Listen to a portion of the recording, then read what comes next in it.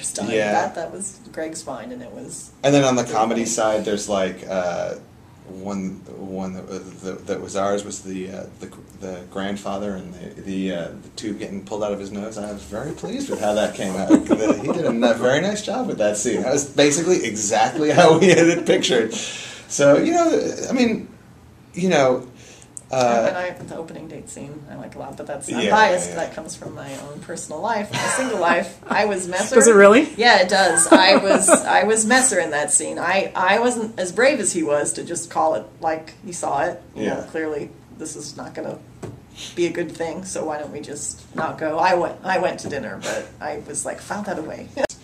But no, I mean, really, Barry drove lucky, quite frankly, and I don't know which one of you said it, but one of you said that it was a romantic comedy in reverse. I wonder if you can explain that. I think I probably said that. It's in the press kit somewhere. Yeah, I said it somewhere, I think. Well, I guess what we meant by that really was they get the life, they get the family, the kid, the house, the lifestyle, and now it's a question of whether they're going to fall in love. So they're sort of starting at the end and emotionally moving backwards, sort of getting to know each other and making that connection. And that's what I think we always saw as kind of the fun, kind of high concept way in, and just the fun arc to play with, Can you talk about any future projects that you have coming up, or are they all?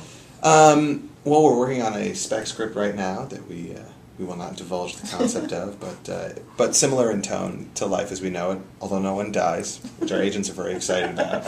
Yay, no one dies in this one. About to go around with the pitch, we'll see. And, we just finished a job for CBS Films. That was an adaptation of a book, so.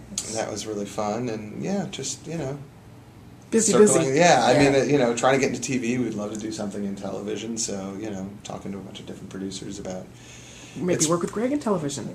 We'd love to. We'd be thrilled. Yeah, I mean, we're, it's for us, there's a lot of people we would love to work with, and it's really, ultimately comes down to the idea, it's finding for TV, it's especially about finding the idea, like, okay, we could write 100 episodes of this, I mean, something that and it's a different muscle in television too. It's all about. I mean, we're about endings. Where's the story going? And we've discovered that with television, it's about setting everything up. Stop wrapping things up. Yeah. So we'd like 10 seasons, right? Yeah, exactly. So that's a fun new muscle to flex, certainly, and yeah, just it's whether it's features or TV, it's just about finding the concept that I mean, we feel lucky that we're really busy right now, and at the same time we have the freedom, to kind of choose, okay, this is something we really want.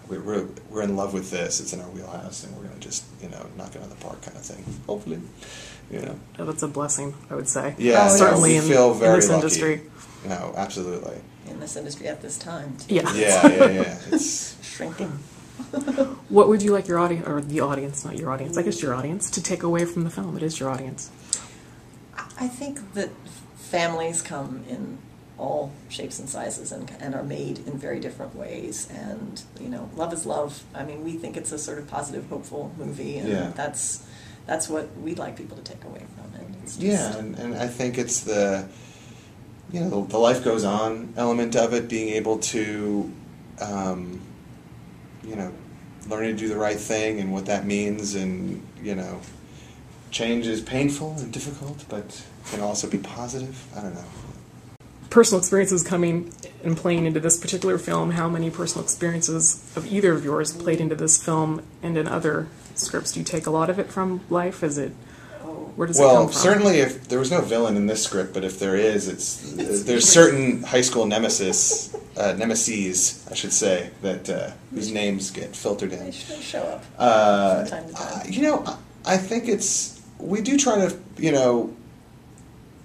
certainly real life moments, that we have are incorporated in, but you have to be careful not to just go like, but this really happened to me, so it's great. Just because it really happened to you doesn't mean it makes a great scene in a movie. And so it can hopefully inspire a great scene in a movie. And I think that's kind of always the goal, is, having something that was a real experience that we've had, inspire an even crazier, wilder scene that's grounded emotionally. Yeah, but we do pull from our own life when we can. And do you jot notes? Because you're saying you jot, like, make mental note.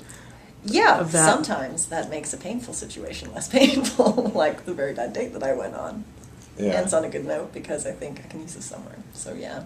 Because I think everybody goes through life and I go, gee, that would be like such a good little 2 seconds, but I have no idea how you'd make. Yeah. Yeah. It's certainly annoying to, you know, our loved ones when, you know, you're having a real argument or a real thing and you suddenly check out because you're like, oh, you know, that could totally use that for this character. Like, hello, we're in the middle of an argument, right? Sorry. So, you know, there is those moments that happen. So you break out your laptop at that point? Yes, exactly. Something inappropriate like that, yeah.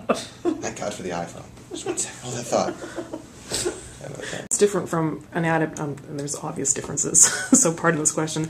In an adaptation of a novel that you face as a writer, what challenges do you face as far as being true to that original story? And well, with that project specifically, but I guess also in general, I mean, we read it and then we put it aside because the novel is one thing and then the movie is often another. And what we saw for that story was very visual and was different, but certainly the same in terms of its theme and its tone and its inspiration. But really, we took it just another direction. I think it depends on the piece of material that you're looking at, you know, and certainly with any kind of adaptation or even a rewrite, it's like, well, what is the movie and what works in, if it's a rewrite, it's like what works in it in this draft that's inspiring to us. It's like, okay, well, this works, I like this, but here's where I think we could maybe do something better or different that works towards the movie that we're seeing. But it's always, I think, about you have to let go of the material to some degree and figure out how do we make this, if there was no book, how is this a great standalone movie? do you know the end of the story? Do you know where it's going? Do you have kind of a complete picture of it, or does it kind of breadcrumb along? I think for us, we know where we're going. I mean, because we beat everything out ahead of time. So before we actually write the scenes, we definitely map out the whole story. That doesn't mean that things don't change dramatically when we're rewriting, but we definitely feel like we need beginning, middle, end as an anchor. I think.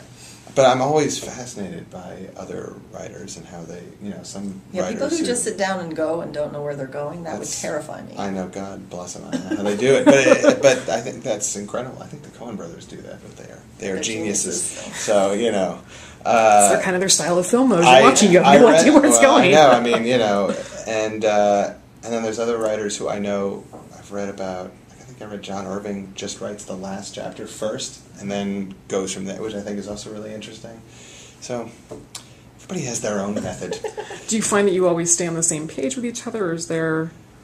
No. I mean, it's you have the roadmap, but it's just, the outline is still just a roadmap, and we've learned in doing this that you have to, okay, we've got that down, but we're not going to be married to it. And sometimes what we'll do is we'll write like the first act and then like stop and read back through and actually rewrite the first act, like to make sure we're still in sync and, okay, does this make sense now where we're still headed? Because maybe we need to change the roadmap because things that we didn't anticipate when we mapped it out in writing the first act have changed stuff. So, that's kind of how it evolves too. I like how you both have answered no.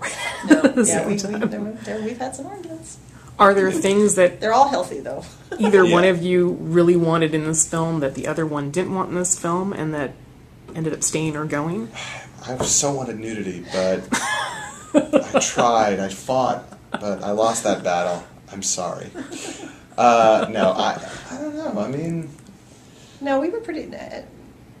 I don't think so. I don't think there was anything that... I mean, I think at the end of the day, one of the reasons that I think we work really well together is that we have so much respect for each other's opinion. And at the end of the day, if there's something where it's like, we'll go tooth and nail as far as like, no, this works and here's why. No, it doesn't work and here's why. Just whoever's louder. But I think at the end of the day, once we come to a decision about, okay, we're cutting this out, okay, we're keeping this in, we doff the cap and move on. So I don't think there's anything that it's like, damn you for not getting that in there. You know, no.